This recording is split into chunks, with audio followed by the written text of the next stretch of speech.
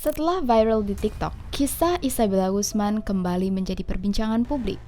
Gadis cantik yang tega menusuk ibunya 31 kali di wajah, 48 kali di leher, dan memukul ibunya dengan tongkat baseball hingga bersimbah darah dan meninggal di tempat. Kita sudah banyak mendengar pembahasan kronologi bagaimana kejadian pembunuhan ini terjadi.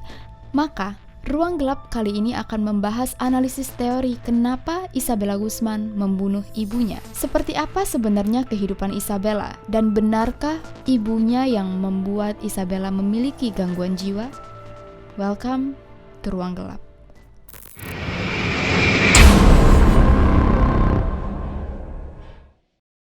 Teori perselingkuhan Yunmi. Pada tahun 1999, saat Isabella berumur 4 tahun, ayahnya Robert Guzman dan ibunya Yunmi Guzman memutuskan untuk bercerai. Diketahui bahwa Robert Guzman dan Yunmi Guzman adalah penganut agama Jehovah Witness atau saksi Yahweh. Mereka juga membesarkan Isabella untuk menjadi seorang saksi Yahweh. Setahun setelah Robert dan Yunmi bercerai, Yunmi Guzman menikah lagi. Nah, menariknya, dalam ajaran agama saksi Yahweh, pasangan tidak boleh bercerai kecuali adanya aksi adultery atau perzinaan. Kenyataan bahwa Yunmi Guzman bercerai dengan Robert dan menikah lagi setahun setelahnya dengan Ryan Hoey yang berumur 8 tahun lebih muda darinya, memungkinkan sekali bahwa alasan perceraian Yunmi dan Robert adalah karena Yunmi berselingkuh dengan Ryan. Dari sinilah adanya teori bahwa Isabella mungkin membenci ibunya karena ia akhirnya mengetahui bahwa perceraian dan keretakan dalam keluarganya disebabkan oleh ibunya sendiri. Teori fanatisme atau penyimpangan agama.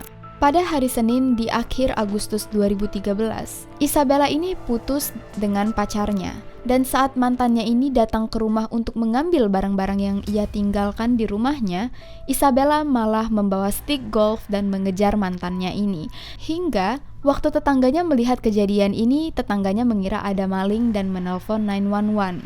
Keesokan harinya, Isabella dan ibunya bertengkar.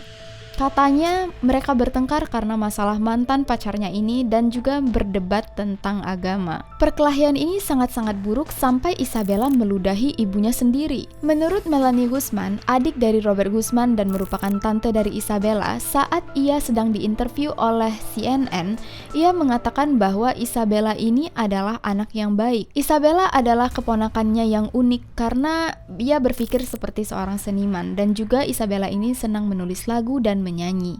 Melanie percaya Isabella punya cara yang berbeda dalam berpikir, namun sulit untuknya saat mengetahui bahwa Isabella ternyata tega membunuh Yunmi dengan cara yang sangat brutal. Meskipun Melanie sendiri sudah lama tahu bahwa Isabella dan ibunya memang sering bertengkar. Melanie juga sempat mengatakan bahwa, quote, "Aku percaya mereka bertengkar karena kau tahu masalah pacar dan agama mereka.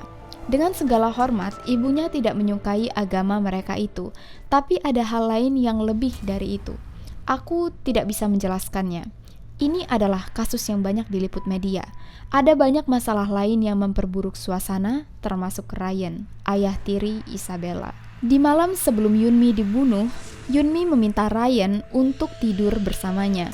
Nah, ternyata Yunmi dan Ryan ini biasanya tidur di kamar yang berbeda meskipun mereka pasangan suami istri. Lagi-lagi ada tanda ajaran aneh yang berlaku di rumah ini. Dilansir dari Diario de un Criminal, Robert mengakui bahwa Yunmi memang senang untuk mengontrol kehidupan orang lain, termasuk kehidupan Isabella. Dan itulah alasan kenapa Isabella memberontak saat ibunya masih mencoba untuk mengontrol semua kehidupannya seperti dulu. Yunmi juga memiliki sifat untuk mendominasi, dan inilah alasan kenapa Isabella merasa selalu tertekan. Kalau ditelaah lagi, sebelum Yunmi menghembuskan nafas terakhirnya, Ryan sempat mendengar Yunmi mengatakan Jehovah atau Yahweh. Jadi Yunmi ini adalah orang yang sangat taat beragama dan kabarnya juga sangat fanatik. Saking fanatik dan tertutupnya, orang-orang percaya bahwa ada ajaran yang tidak benar di dalam rumah itu. Jadi ada kemungkinan Isabella dan ibunya ini sering bertengkar karena pertama Isabella merasa terkekang dan juga karena Isabella tidak setuju dengan ajaran-ajaran yang ibunya terapkan pada dirinya. Robert sempat menasehati Isabella 3 jam sebelum Isabella membunuh ibunya. Robert menyuruh Isabella untuk mematuhi orang tuanya. Beberapa berita di media menyebutkan orang tua dengan kata-kata parents dan beberapa menyebut dengan kata elders. Karena Isabella ini membangkang hanya dengan ibunya, pada kenyataannya hubungan Isabella dan ayahnya si Robert ini sangat-sangat baik. Jadi kalau maksud Robert adalah mematuhi orang tua, maka terdengar agak tidak masuk akal. Jadi ada kemungkinan bahwa maksud Robert adalah elders, yaitu tetua. Jadi dalam agama saksi Yahweh, mereka memiliki elders atau tetua. Ini adalah pangkat orang-orang yang memiliki kekuatan dan peringkat lebih tinggi dari saksi Jehovah lainnya. Dan mungkin maksud Robert adalah, Isabella, kamu harus patuh pada elders, pada tetua. Dan inilah mengapa sangat mungkin praktek fanatisme atau penyimpangan agama ini yang memacu Isabella memiliki gangguan jiwa. Teori takut akan ditinggalkan atau dibuang, atau fear of abandonment issue. Pertama, Isabella sudah merasa ditinggalkan saat ia berumur 4 tahun saat kedua orang tuanya memutuskan untuk bercerai. Ternyata awalnya diasuh oleh ibunya, namun setahun kemudian ibunya menikah lagi dengan Ryan Hoy. Dan saat ia berumur 7 tahun, ibunya ini menyuruh Isabella untuk tinggal dengan ayahnya karena sudah tidak tahan dengan kelakuan Isabella.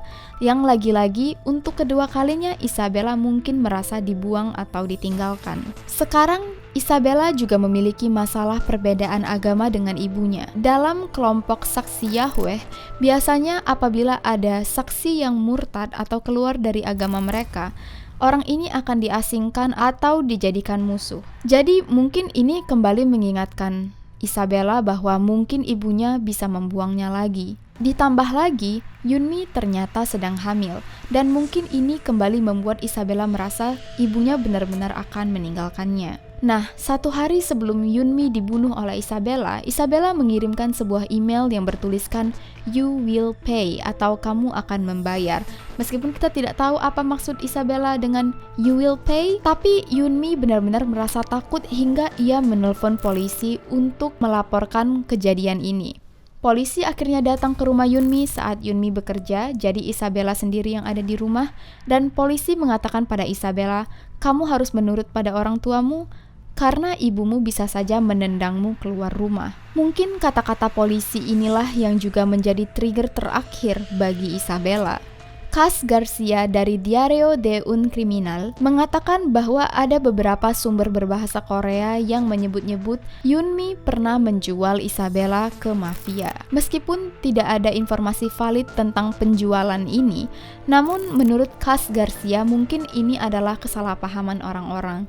Karena memang biasanya orang-orang Latin sering menakut-nakuti anak mereka yang bandel dan mengatakan kepada mereka, kalau kamu nggak nurut, kamu bakal kita jual ke mafia. Jadi mungkin ini adalah kesalahpahaman, bukan berarti Isabella benar-benar pernah dijual ke mafia. Tapi dari semua cerita ini kita bisa menyimpulkan bahwa sangat wajar kalau Isabella ini memiliki fear of abandonment issue atau takut untuk ditinggalkan atau dibuang. Teori murni gangguan depresi dan paranoid schizophrenia. Criminal investigator Danin Manet sempat bertanya pada psikolog Wendy Walsh, kenapa Isabella hanya membenci ibunya? Wendy menjawab, karena sosok ibu adalah jati diri garis hidup kita. Sejak bayi kita bergantung pada sosok ibu sebelum kita bisa mandiri. Psikolog percaya bahwa seseorang yang bisa membunuh ibunya harus merasa sangat depresi karena mereka ingin lepas dari sosok ibu untuk bisa lepas dari rasa sakit yang mereka miliki. Maka dari itu, ia selalu menargetkan amarah pada ibunya. Nah, rentang umur 18 sampai 22 menurutnya adalah waktu di mana gangguan jiwa akan berkembang dengan pesat dalam diri seseorang. Jadi wajar apabila Isabella baru diketahui memiliki gangguan bipolar, paranoia, dan schizophrenia. Apa yang dilakukan Isabella terhadap ibunya ini bukanlah sekedar untuk menghilangkan nyawa. Kalau kita melihat luka tusukan yang ia sebabkan pada ibunya sendiri, ini terlihat seperti ia benar-benar ingin menghancurkan ibunya sampai tidak berbentuk lagi. Dan terlihat ada banyak sekali amarah di dalam diri gadis ini. Personally, dari semua teori yang ada, gue yakin ada sesuatu yang lebih yang sebenarnya tidak diungkapkan ke media. Seperti apa yang dikatakan Melanie Wusman, ini adalah kasus yang sangat terkenal sehingga tidak banyak yang bisa ia ungkapkan. Karena juga, cukup jarang kepolisian Amerika mencoba untuk menutupi sesuatu, kecuali memang apabila mereka tahu kalau sebuah informasi diberikan pada publik, maka akan terjadi sesuatu yang tidak diinginkan. Terlepas dari kisah di balik kehidupan Isabella, gadis ini pada akhirnya tidak diberikan hukuman penjara sama sekali.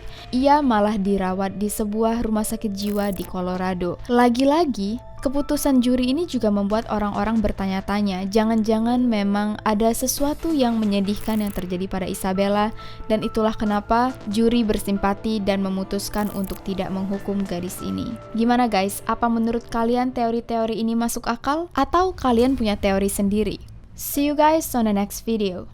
Stay sane, stay alive.